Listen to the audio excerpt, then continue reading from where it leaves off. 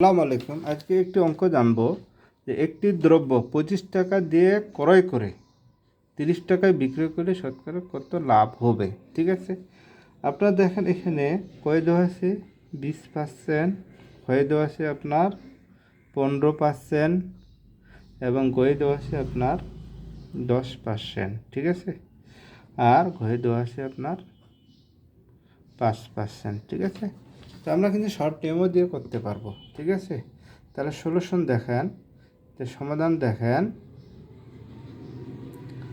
সমাধান S = C 1 + m%। আমরা কি এখানে S হচ্ছে কি বিক্রয় মূল্য, আর C হচ্ছে কি আপনার ক্রয় মূল্য। ঠিক আছে, আর M তো আপনার জানি যে লাভ। ঠিক আছে, তাহলে এখানে দেখেন যে একটি দ্রব্য 25 টাকা দিয়ে ক্রয় করে, তাহলে এখানে ক্রয়ের মান কত 25 টাকা। ঠিক আছে, ক্রয় করে 30 টাকা বিক্রয় করলো, তাহলে 30 হচ্ছে 30 টাকা। ঠিক আছে, আর এম তো আমরা জানি লাভ। ঠিক আছে, তাহলে হচ্ছে বিক্রয় মূল্য কত 30 টাকা, আর ক্রয় মূল্য হচ্ছে 25 টাকা। তাহলে 1 + m%। ঠিক আছে, তাহলে দেখেন আপনারা যে 30/25 টাকা = 1 + m%। ঠিক আছে, m%, তাহলে 30/25 - 1 = m%।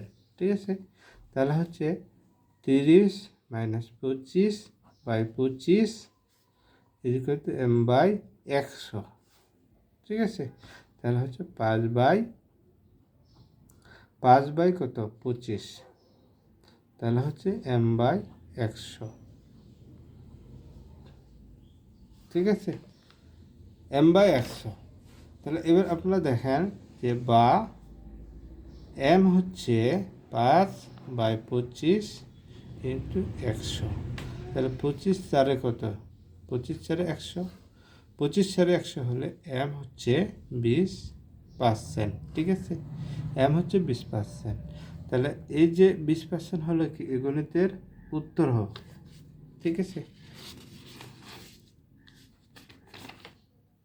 তাহলে এই গণিতের উত্তর কত 20%। ঠিক আছে, তাহলে উত্তর হবে 20%।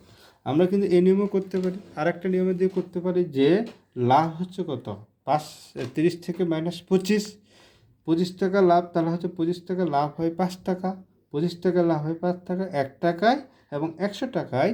এটা দিয়ে আমরা এই গণিতের সমাধান করতে পারবো। ঠিক আছে, কিন্তু এই গণিতটা যদি এটাও দিয়ে করতে পারবো। ঠিক আছে, আপনার যার যেটা পছন্দ। ঠিক আছে, ধন্যবাদ আপনাদের।